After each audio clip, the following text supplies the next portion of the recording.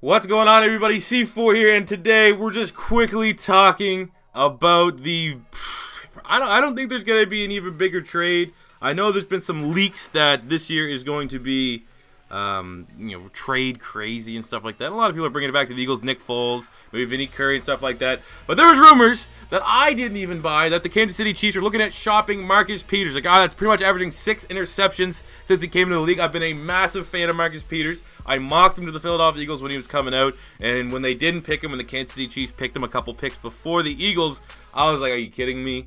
Like, Marcus Peters was the guy I wanted. He's he's probably the best ball hawk corner in football since he's entered the league.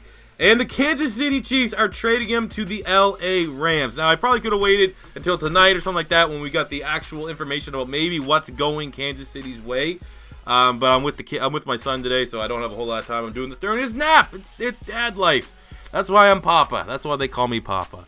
But ultimately, you know, it's one of those deals where, like, I see a lot of Kansas City Chiefs fans on Reddit and on social media saying it better be for a first-round pick. But then, in reality, when a trade like this happens, it always comes off like a little bit of a robbery. So right now, my gut's saying don't be surprised if you see it being for like a 3rd and a 5th or something crazy like that. But ultimately, man, I mean, this sounds like a deal the Philadelphia Eagles would have been able to pull off, and I would have loved it somehow, some way, kind of like Jai. If the price wasn't okay, not gonna lie, I would even give a first round. If someone came to me right now with Philadelphia, with our optimism in our secondary, with Sidney Jones, with Rasul Douglas, with Ronald Darby, I would trade a first round pick this year for Marcus Peters. Sure, he's a little bit of a head case. I mean, it doesn't seem like he's done anything off the field. It's just been more so he lost his composure on the field.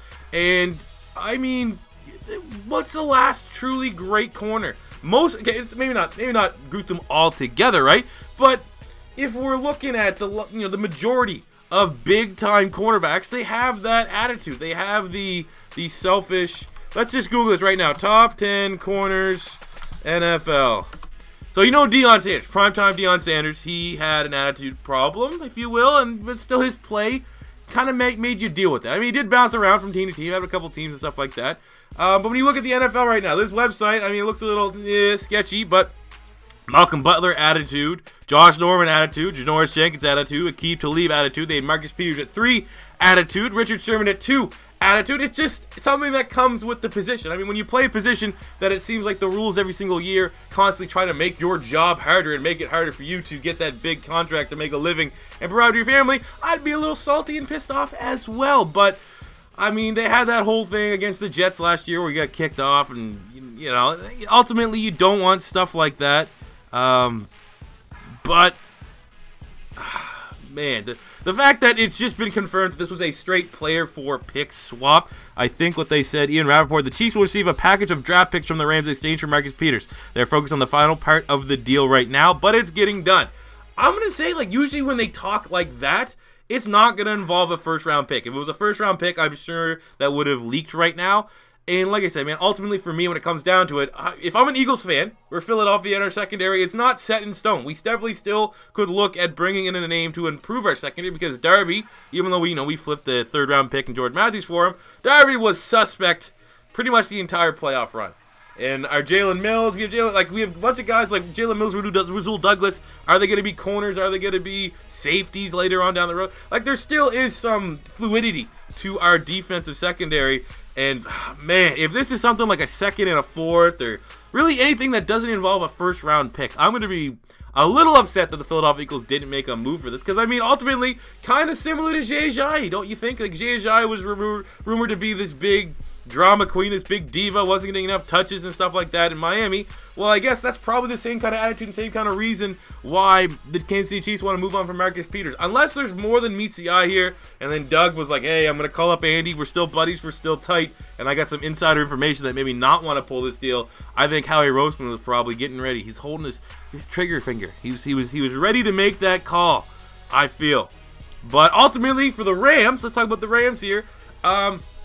Tremendous pick. I mean, it looks like they were going to lose Tremaine Johnson in free agency. And, I mean, it's still not going to make their defense crazy better. Like, I don't think the skill gap between Tremaine Johnson and Marcus Peters is that significant that you can go, we're way better. We're much better. But Marcus Peters does get a little bit more production in terms of official turnovers. He's a little boomer bust, you know, with Marcus Peters. You either get an interception or he'll shut you down, or he's aggressive, right? So when you get aggressive corner, you might get burnt a couple times during the course of a game. But ultimately, man, I think that the Rams fans are going to be very happy here because either way, they traded a draft pick, which never is a sure thing, for, in my opinion, the best ball-hawking corner in football right now. And we look at the Kansas City Chiefs. I mean, they did get Kendall Fuller in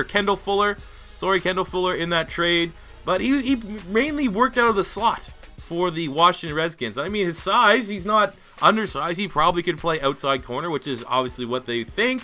But this is a team that had to sign Darrelle Revis off the street because they weren't satisfied whatsoever with their secondary. And I don't know if they really think that Eric Berry magically will make both of his corners better. He definitely brings something, but I don't know if it was enough to flip Marcus Peters and move on from that for just picks. You know what I'm saying? And to be completely honest, the Kansas City Chiefs have had a suspect draft the last two draft classes. Last year's draft class, I mean, they had a bunch of a weak draft class, I think, last year. Outside of you had the saving grace of Kareem Hunt. But you have Tano Passigno, project type player, and a couple other head scratching picks. But hey, we'll have to wait and see. Like I said, if it's a first round or something like that, I'll probably give you my reaction on my Twitter. So follow me there at PapaXC4. But let me know what you guys think of this major trade. Is this the beginning of what is going to be an absolutely ridiculous offseason when it comes to trades? If you're a Chiefs fan, how you feeling? If you're a Rams fan, how you feeling?